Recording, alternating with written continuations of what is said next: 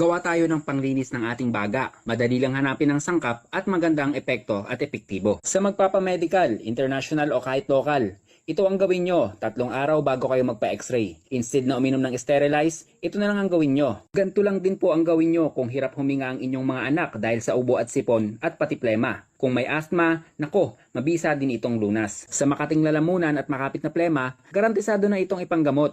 Kahit sa sakit na tuberculosis, makatutulong din ito.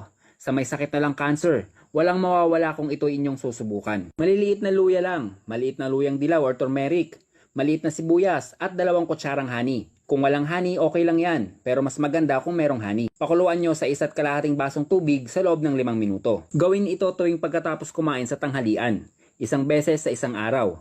3 magkakasunod na araw. Magaling ito pumatay ng mga bakterya sa ating baga, pati bakterya sa ating bibig. Maiibsan ng hirap sa paghinga dahil mapapaluwag nito ang daluyan ng ating hangin.